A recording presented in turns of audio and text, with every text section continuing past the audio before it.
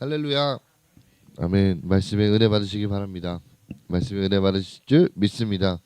우리 하나님을 사랑하는 본이 되는 교회, 또 온라인을 통해 함께하고 계시는 우리 성도님들, 그리고 현장에서 함께하고 계시는 모든 성도 여러분들에게 오늘 하루 영광과 기쁨이 충만하게 임재하시길 주님의 이름으로 축복합니다. 여러분, 오늘 말씀의 제목은 주님의 말씀을 붙잡고 지키라라는 제목으로 함께 말씀을 나누고자 합니다. 여러분, 세상 사람들은요 보통 한 가지 이상의 것에 붙잡혀 살아갑니다. 뭐 돈, 뭐 힘, 뭐 인기, SNS, 뭐 페이스북, 인스타그램, 뭐 유튜브, 넷플릭스, 틱톡, 뭐 트위터 등 같은 세상의 것들을 꼭 붙잡고 그것이 없이는 살 수 없다고 생각하며 하루하루 살아갑니다. 사실 무언가를 꼭 붙잡고 살아간다는 것은 그것에 꽉 붙잡혀 살아간다는 말과 같습니다. 우리는 무엇을 붙잡고 아니면 무엇에 붙잡혀 살아가고 있으십니까? 우리도 세상의 사람들과 다름없이요. 세상의 것에 꼼짝없이 붙잡혀 살아가고 있지는 않습니까? 오늘 본문 말씀을 통해서 우리는 무엇에 붙잡혀 있고 또 그것을 내려놓고 과연 무엇을 붙잡고 살아가야 할지 함께 살펴보도록 하겠습니다. 오늘 본문 말씀을 살펴보기 전에요. 먼저 우리는 바로 앞에 기록되어져 있는 데살로니가 후서 2장 1절과 12절 말씀의 내용을 우리는 짚고 넘어가야 합니다. 당시에는요 거짓 교사들이 이것저것 이제 또 순회하면서 잘못된 가르침을 또 전하여서 성도들을 미혹하는 일이 굉장히 많았습니다. 지금으로 치면 이단들이겠죠. 그래서 바울은 데살로니가후서 2장 3절에서 누가 어떻게 하여도 너희가 미혹되지 말라라고 하면서 데살로니가 교인들에게 미리 경고하고 있는 것입니다. 여러분, 우리는 사람들이 많이 지나다니는 곳에서 뭐 역전 입구나 뭐 번화가 쪽에서 종종 이단들, 뭐 신천지 여호와의 증인, JMS 등을 마주치게 됩니다. 그런데 많은 그리스도인들이 그런 이단들과 마주치기를 굉장히 싫어해요. 그죠? 왜 그래요? 이야기를 나눠보면 그들이 성경을 다 꿰뚫고 있구나, 우리보다 많이 알고 있구나 라고 생각되기 때문입니다. 근데 여러분, 그들이 정말 우리가 보고 있는 성경을 잘 알고 제대로 이해하고 있는 것일까요? 아닙니다. 여러분, 그들은 그냥 자신들의 주관적인 해석으로다가 성경을 오해하고 왜곡하고 또 변질시켜서 그냥 말할 뿐입니다. 뭐 우리보다 성경을 더 많이 읽고 우리보다 지식이 풍부해서 그런 얘기를 하는 게 아니라 그냥 자기들의 생각을 얘기하고 있는 거죠. 그래서 어떤 그리스도인들은 이단에 관해서 깊이 공부하기도 합니다. 이 단체는 어떤 주장을 하고 있는지, 또 어떤 방식으로 접근하고 미혹하는지를 배우고 싶어 하는 것입니다. 그러나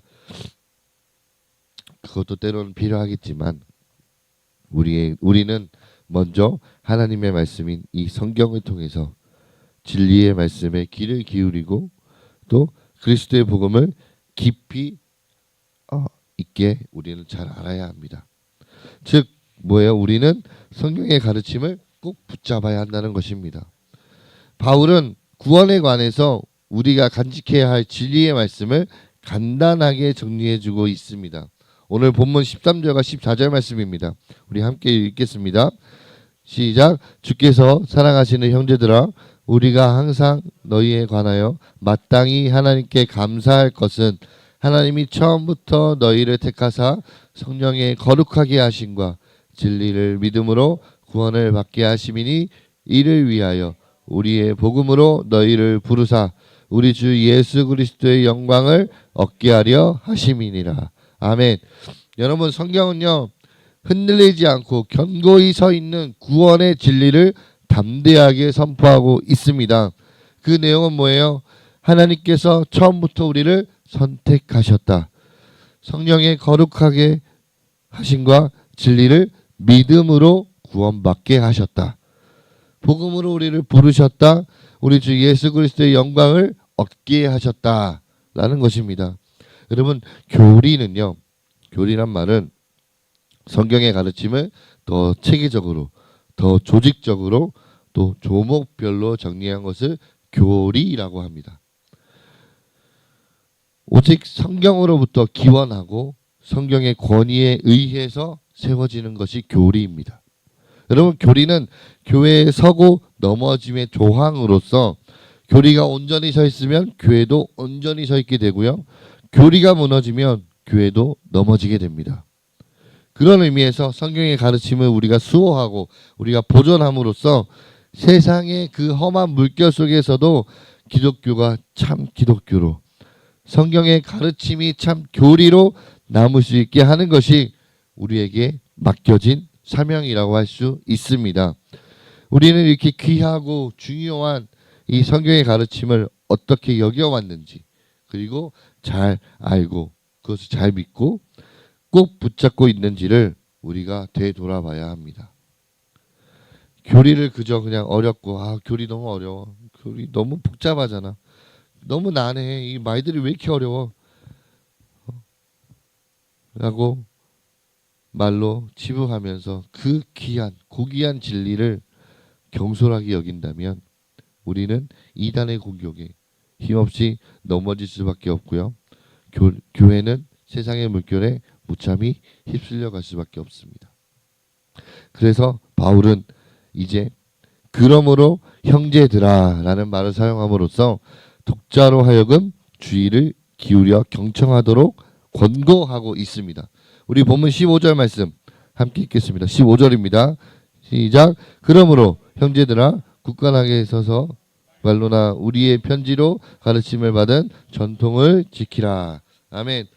여러분, 시냇가에 심은 나무가 철을 따라 열매를 맺으며 그 잎사귀가 마르지 아니함 같이 말씀의 토양 아래 깊이 뿌리를 내린 믿음은 성도가 흔들리지 않고 굳건하게 서 있을 수 있는 기반이 되고, 또 하나님 보시기에 아름다운 열매를 맺는 터가 되는 것입니다. 같은 맥락에서 우리 함께 마태복음 7장 24절과 27절까지의 말씀 한번 읽어보도록 하겠습니다. 마태복음 7장 24절에서 27절까지 말씀입니다. 함께 있습니다.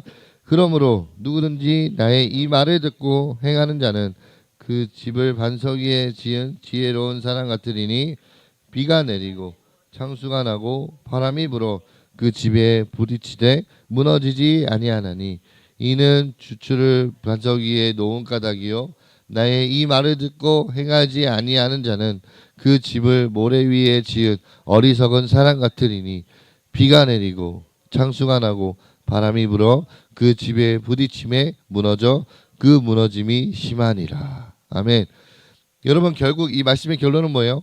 결국 성경은 교회도 성도도 흔들리지 않고 믿음 위에 굳건하게 서서 주님의 말씀, 곧 성경의 순수한 가르침을 꼭 붙잡고 그것을 지키며 행해야 한다는 사실을 우리에게 일관되게 가르쳐주고 있습니다. 여러분, 한편 사도행전 17장 1절에서 3절 말씀에 보시면 바울이 데살로니가 교회에서 새 안식일 동안 대략 20일이라고 추정합니다. 새 안식일 동안에 성경을 강론했음을 우리가 알 수 있습니다. 그러나 몇몇 유대인들은 시기에서 바울의 권고와 그 가르침을 받아들이지 않았습니다. 여러분, 성경을 자세히 살펴보시면 바울은 사도행전 17장 3절에서 내가 너희에게 전하는 이 예수가 곧 그리스도라 라고 복음의 진리를 분명하게 전했지만 듣는 이들은 두 가지로 나눠지죠. 그 말씀을 믿는 사람들과 믿지 않는 사람들로 나누어짐을 우리가 알 수 있습니다. 베레아에 있는 사람들처럼 우리 사도행전 17장 11절에 보면 간절한 마음으로 말씀을 받고 그것이 그러한가 하여 매일 성경을 상고하는 모습이 만약 우리에게 없다면 말씀을 아무리 들어도 유대인들처럼 자신의 모순과 무지에 가로막혀 복음의 진리를 거부하게 되는 것입니다. 그러면 우리의 믿음은 어떻게 돼요? 성장하기가 어려워지게 됩니다. 자, 이제 말씀에 비추어서 우리의 모습을 한번 되돌아보길 원합니다. 여러분, 마음속으로 생각하시면서 자기 자신에게 질문 한 번씩 해보실까요? 나는 과연 무엇을 꼭 붙잡고 살아가고 있습니까? 돈, 힘, 인기, SNS, 그리고 나의 신앙생활을 되돌아봐야 합니다. 하루에 성경을 몇 장씩 읽고 있는지, 설교 필기를 해본 적이 있는지, 제자훈련으로 교육을 받아보았는지, 그리스도의 복음을 가지고 전도해 본 적이 있는지 한번 되돌아보시기 바랍니다.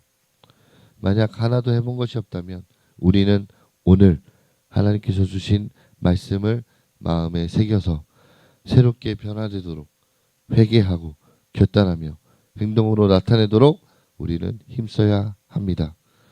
여러분, 우리는 이 혼탁하고 어지러운 세상의 소리가 아니라 유대인과 같이 모순과 무지로 가득한 우리의 생각과 세상의 사상에 붙잡혀 있어서는 안 됩니다. 복음의 진리의 귀를 기울이고 성경의 가르침을 배우고 또 주님의 말씀을 꼭 붙잡고 지키는 삶을 우리는 살아가야 합니다. 베레아 사람들처럼 간절한 마음으로 그 말씀을 받고 이것이 그러한가 하여 날마다 성경을 상고하면 하나님의 말씀이 우리의 인생을 꽉 붙잡고 이끌어가는 은혜가 있을 것이라고 확신합니다. 끝으로 바울은 혼란한 상황 속에서도 여전히 분투하고 있는 데살로니가 교회 성도들을 축복하면서 말씀을 맺고 있습니다. 오늘 본문 16절과 17절 말씀 함께 읽겠습니다. 16절과 17절입니다. 우리 주 예수 그리스도와 우리를 사랑하시고 영원한 위로와 좋은 소망을 은혜로 주신 하나님 우리 아버지께서 너희 마음을 위로하시고 모든 선한 일과 말에 굳건하게 하시기를 원하노라. 아멘. 여러분, 물론 우리는 연약하고 불완전한 존재이기 때문에 때로는 넘어지기도 합니다. 때로는 이를 악물고 아주 결단하고도 그것을 실천하지 못할 때가 있습니다. 그래서 나 자신을 자책하기도 하고요. 또 미워하기도 합니다. 그래서 방금 읽은 16절과 17절 말씀을 통해서 바울은요, 연약하고 불완전한 우리 자신의 모습이 아니라 우리를 사랑하시고 우리에게 은혜를 주시고 우리를 위로하시며 굳건하게 하시는 하나님을 바라보도록 하고 있습니다. 여러분, 말씀을 마무리하겠습니다. 우리 사랑하는 본이 되는 교회 모두 성도 여러분들, 우리에게 주어진 우리에게 새로운 생명을 주신 하나님께서 우리에게 또한 새로운 생활을 주시는 줄 믿으시길 주님의 이름으로 축복합니다.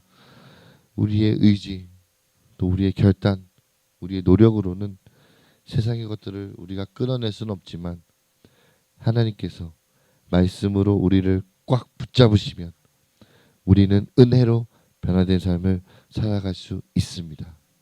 그러므로 우리는 항상 주님의 말씀을 가까이 해야 합니다. 다른 무엇이 아니라요, 여러분, 오직 주님의 말씀을 꼭 붙잡아야 합니다. 우리가 매일 성경 말씀을 읽고 설교를 필기하고 또 교리를 배우고 복음으로 전도하며 말씀 가운데서 살아가야 하는 것입니다. 자, 마지막으로 우리 함께 본문 15절 말씀 읽으면서 정리하겠습니다. 15절입니다. 그러므로 형제들아 굳건하게 서서 말로나 우리의 편지로 가르침을 받은 전통을 지키라. 아멘. 여러분, 이단의 공격과 세상의 험한 물결 가운데서도 흔들리지 않고 믿음 위에 굳건하게 서서 주님의 말씀을 가까이 하며 꼭 붙잡고 지킴으로써 또한 1월 3일에서 5일까지 진행되는 신년감사 축복 부흥회를 통해서 또 복음의 진리를 수호하고 보존하는 여러분들이 되시길 주님의 이름으로 축복합니다.